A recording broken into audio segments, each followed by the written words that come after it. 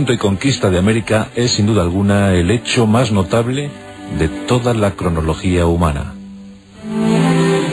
Una acción prodigiosa, con escaso parangón en otros tiempos, acaso la conquista de Siberia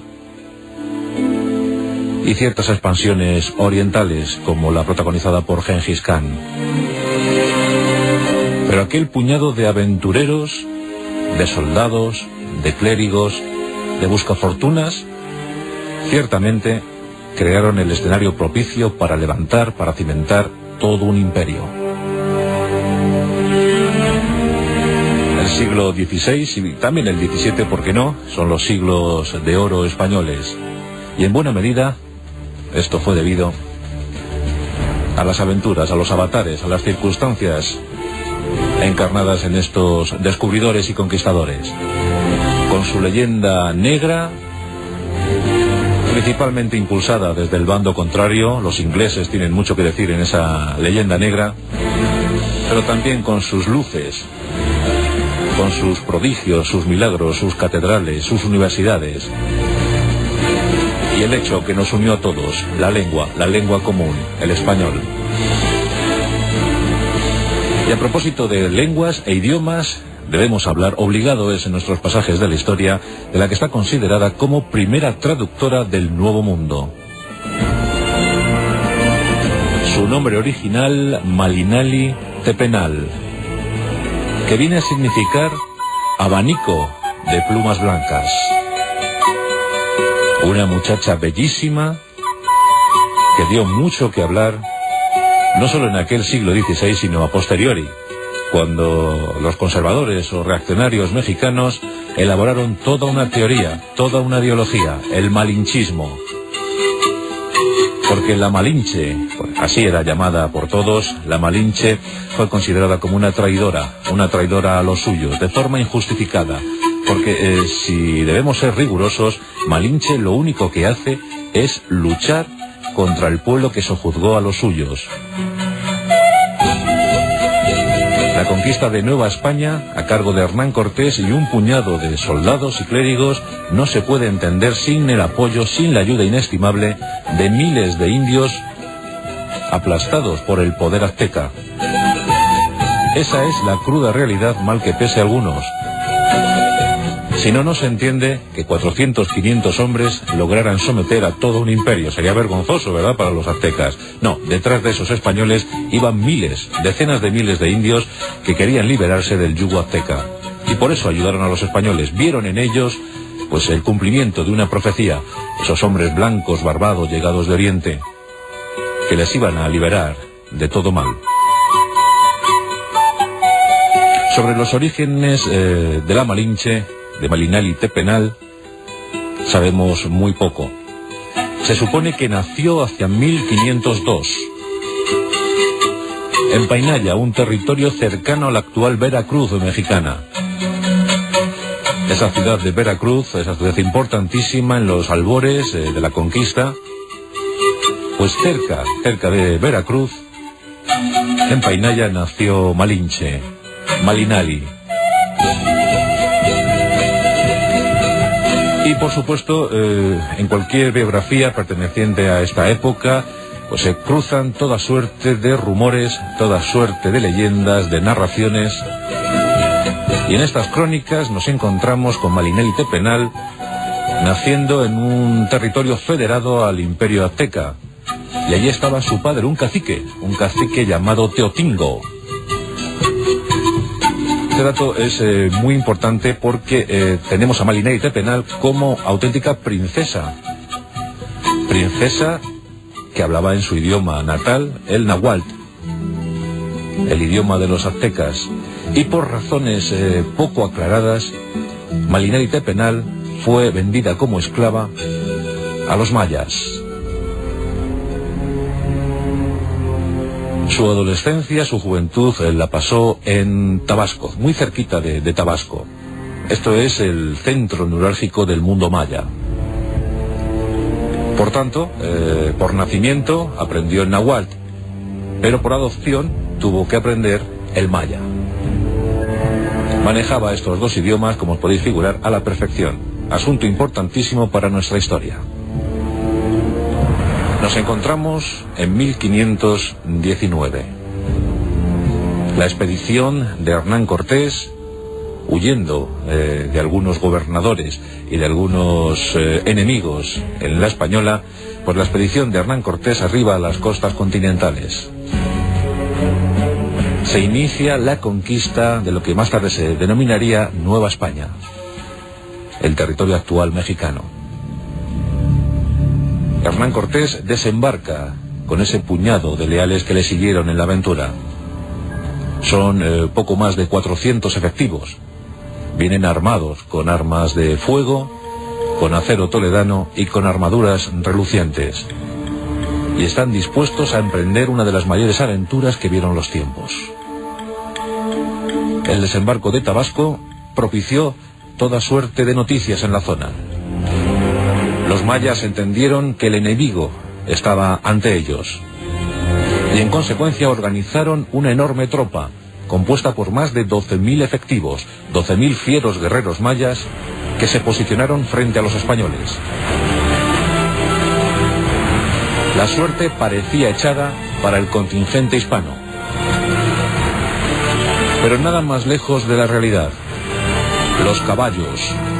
Los mayas veían en aquellos caballos auténticos monstruos. Lo cierto es que un jinete a lomos de esos alazanes, de esos caballos, parecía un centauro. De hecho, los mayas llegaron a decir que eran una única cosa, que hombre y caballo pertenecían a una misma especie. Pues aquellos caballos, aquella primera carga de caballería en el Nuevo Mundo, sumada a los arcabuzazos de los certeros tiradores españoles, ocasionaron gravísimos estragos en el ejército maya. Cientos de muertos quedaron depositados en el terreno, se habla de unos 800. Fue una auténtica carnicería, una gravísima masacre. Pero los españoles ganaron aquella primera batalla en el continente americano. Ante esto, los prebostes, los máximos dignatarios mayas, decidieron parlamentar. Decidieron aceptar la nueva realidad y entregaron riquezas, vestimentas, comida. Y como se percataron que en ese contingente de invasores no iba ninguna mujer, decidieron también ofrecer 20 hermosas doncellas. Entre esas doncellas se encontraba Malinali Tepenal, se encontraba este abanico de plumas blancas. Por entonces apenas tenía 17 años y gozaba de su máximo esplendor, de su máxima belleza. Pero claro, estas doncellas fueron entregadas para el servicio personal de los capitanes de Cortés. Servicio personal e íntimo. Y estos españoles, estos capitanes, no podían, por sus ideas religiosas, no podían yacer con hembra que fuera pagana. Por tanto, estas mujeres debían ser bautizadas con suma urgencia, porque también había había urgencia en yacer en el ayuntamiento carnal. Eran muchos meses de travesía, de vicisitudes, y bueno, pues la visión de aquellas mujeres mayas provocó cierta excitación entre la tropa. Por tanto, ese día los clérigos que acompañaban a Cortés trabajaron a ritmo frenético, bautizando a los infieles, a los paganos. Pero claro, los primeros bautismos fueron con estas 20 mujeres. Y Hernán Cortés repartió aquella ofrenda entre sus mejores capitanes, sus mejores oficiales. Y Malinali Tepenal recibió la suerte o el infortunio de ser entregada a Alonso Hernández, uno de los hombres más fieles, más leales de Hernán Cortés. Como es obvio, como os podéis figurar, Cortés se fijó en la belleza sin par de Malinali Tepenal. Supo de inmediato que aquella mujer sería suya, tarde o temprano. Por tanto, no tardó ni una semana, ni un par de semanas, en decirle a su mejor capitán, Alonso Hernández, que se volviera, que regresara a España para dar cuenta al emperador Carlos de las hazañas que se estaban acometiendo en aquellos territorios ignotos, hasta entonces ignotos para los españoles. Alonso Hernández, muy a su pesar, aceptó la orden y regresó a España para narrar las peripecias de la expedición cortesana. Y por supuesto, Hernán Cortés se apropió de Malinalite Penal. Desde entonces sería su más fiel servidora, en todos los aspectos. Y como algo anecdótico, Hernán Cortés se fijó que aquella mujer a la que se había bautizado con el nombre de Marina, en recuerdo, en homenaje de la santa gallega, de la famosa santa gallega, pues que de la flamante Marina había un don, y ese era el del bilingüismo, que hablaba perfectamente el maya. Eso lo supo porque su traductor oficial, que era don Jerónimo de Aguilar, se comunicó con ella, lograron intercambiar algunas frases, y de inmediato Jerónimo avisó a su jefe, a su Hernán Cortés, que aquella india hablaba el náhuatl. Y el náhuatl no era otra cosa sino la lengua oficial del imperio azteca, el gran imperio al que los españoles se debían enfrentar. Por tanto, la participación de doña Marina, de la Malinche, como así se castellanizó el término, pues la participación de esta Malinche iba a ser fundamental para el avance de los españoles. Jerónimo de Aguilar aceptó complacido la fundamental participación de la nueva ayudante en esto de traducir lenguas, y juntos emprendieron el camino hacia Tenochtitlán, la capital azteca en la que gobernaba un gran hombre, Moctezuma II, el elegido de los dioses, el hombre más poderoso de América. Con él, Hernán Cortés debía cruzar algunas palabras, hacerle entender que la situación para el imperio azteca había cambiado drásticamente, que Moctezuma ya no sería el máximo figurante en aquella representación. Se ha dicho mucho sobre la Malinche, mucho y malo. Por ejemplo, se dijo que de inmediato empezó a vestir a la manera europea occidental, y esto no es cierto. Doña Marina sí tenía nombre occidental, nombre europeo, pero nunca se despojó de sus vestimentas indígenas. Siempre fue fiel a sus raíces. Y gracias a ella, eso sí, se logró convencer a multitud de tribus, a multitud de pueblos, para que acompañaran a Hernán Cortés en su acometida contra el imperio azteca. Y esto es lo cierto, miles de indios se sumaron al esfuerzo bélico español, pensando que con ello se liberarían de los aztecas, que eran los amos y señores de aquella tierra. Miles de tribus indígenas eran vasallas de los aztecas, y la verdad es que la presión ejercida por los aztecas, un pueblo que había venido del norte de América, pues la presión era abrumadora. Por tanto, no es de extrañar que miles de jóvenes guerreros se alistaran bajo el mando de Hernán Cortés. La expedición llegó a Tenochtitlán. Algunos vigías españoles creyeron ver una nueva Venecia en aquella ciudad inmensa, situada sobre ambientes lacustres. Y la entrada de Hernán Cortés fue absolutamente fantástica. En 5 líneas, los hombres de Hernán Cortés entraron en desfile triunfal por las calles de Tenochtitlán, ante la visión admirada de los indios, los cuales creían ver la llegada de auténticos dioses. Ya lo decían sus profecías, ya lo decían sus vaticinios. Llegarían hombres barbados de Oriente. ¿Acaso no era Hernán Cortés una reencarnación de Quetzalcóatl, del dios alado? 16 caballos, algunas piezas artilleras, y los hombres situados, como digo, en 5 filas, en 5 líneas, entraron con parsimonia por las calles de Tenochtitlán. Los indios se arrodillaban ante la visión de los hombres a lomos de sus caballos, las armaduras relucientes, y la Malinche al lado de su señor, al lado de Hernán Cortés.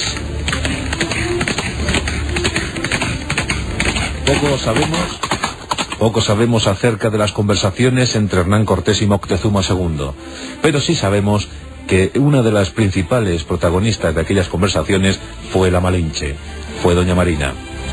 Lo que decía el gobernante azteca era traducido por la Malinche y comentado a Hernán Cortés. Estoy convencido que más de una masacre se pudo evitar en aquellos días gracias a la intermediación de esta India singular. Como ya sabemos por la historia, aquello no terminó bien. Las locuras de algunos capitanes como Alvarado propiciaron la consecución de la Noche Triste, la tremenda, la trágica Noche Triste para los españoles, con decenas de muertos en el camino, y la amarga pena de Hernán Cortés llorando junto a un árbol. Lograron los españoles resarcirse de aquella derrota, de aquella salida humillante de Tenochtitlán, y tras batallas como la de Otumba, lograron por fin conquistar el Imperio Azteca. Nacía Nueva España, y Hernán Cortés se hacía merecedor también de muchísimos reconocimientos en su tierra y de algún marquesado. Y mientras tanto, doña Marina seguía al lado de Hernán Cortés, un hombre al que amó profundamente y con el que tuvo su primogénito. Le pusieron por nombre Martín. Nació en 1522. Malinche tenía apenas 20 años. Era el primogénito también para Hernán Cortés, pero para desgracia de Martín y de la propia Malinche, este hijo nunca fue reconocido oficialmente. Sí es verdad que se le concedieron cuidados y privilegios, pero nunca fue reconocido como el primogénito, como el heredero oficial de Hernán Cortés. Y como también os podéis figurar, Hernán Cortés de inmediato, al verse tan renombrado y con tanto honor, pues se desprendió de su amante, de la que hasta entonces había sido su mujer y acompañante oficial. La pena cubrió el corazón de Malinche, de doña Marina, y en 1525 llegó un episodio digno de lamento. Nos encontramos en una noche turbia, muy turbia. Hernán Cortés ha decidido ya abandonar, repudiar, si se puede llamar así, a Malinche. Ha decidido zafarse de ella. Y se fija en uno de sus capitanes, Juan Jaramillo.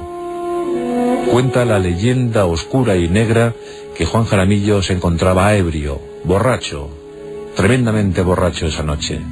Y Hernán Cortés le sugirió la posibilidad de quedarse con la Malinche. Y dice la historia que Juan Jaramillo, pues enturbiado, obtuso, accedió. Luego soportó con tristeza la obligación de haberse quedado con la querida, con la amante oficial de su jefe. Pero asumió la condición, se había casado con ella, eso es al menos lo que se cuenta de manera oficial y rotunda por las crónicas. Y Malinche decidió querer a su nuevo e impuesto esposo. Siempre fiel, en ello iba su educación, en ello había estado su crecimiento, siempre le habían enseñado a obedecer, y ella obedeció. Y se casó con Juan Jaramillo, y con él tuvo una hija, María Jaramillo, la famosa María Jaramillo. Esta fue la segunda hija de la Malinche. Pero poco más sabemos de ella, pues la viruela se la llevó en 1527. Tenía apenas 25 años. Dicen que Hernán Cortés parecía apenado esos días, pero jamás se le vio derramar una lágrima por la muerte de la que había sido la mujer más importante de su vida y la que le había abierto tantos caminos en la gloria acuñada por él, en la gloria acogida por él. Malinche murió con tan solo 25 años y fue enterrada y olvidada. 4 siglos más tarde, tras la independencia de México, mejor dicho, 3 siglos más tarde, cuando por fin se proclamó la independencia de México, algunos elementos pertenecientes a las clases más conservadoras o reaccionarias, más nacionalistas de México, pues acuñaron el término o elaboraron la ideología del malinchismo. Esto es, los que se entregan al invasor, los que deciden colaborar con el invasor. Y entonces sí que las noticias terribles cayeron sobre la sepultura de la Malinche. Es injusto que esta mujer haya pasado a la historia como precursora de un movimiento tan nefasto, el de ser colaboracionistas, el de ser personajes serviles ante invasores que llegan a tu tierra. Ella simplemente se dejó llevar por los acontecimientos, se liberó de su estatus de esclava y participó, eso sí, en la conquista de Nueva España, pero aportando lo que sabía, y esto es el bilingüismo, manejar la lengua náhuatl y la maya. Y de paso, miles de indios en aquel tiempo aplaudieron ese empeño, porque, como antes decíamos, se lograron liberar, se lograron quitar el yugo azteca, hasta entonces implacable. Por eso debemos rendir, desde esta orilla del Atlántico, debemos rendir homenaje a Malinche, a Doña Marina, a Maliní Tepenal, a esa horquilla, a ese abanico de plumas blancas. Estoy convencido que la Malinche era una mujer de alma blanca, muy blanca, pero orgullosa de su tez cetrina, orgullosa de sus orígenes aborígenes, nativos. Estoy convencido de ello, no merece tal deshonor. La Malinche fue la primera traductora del Nuevo Mundo, y algo de bueno salió de todo aquello.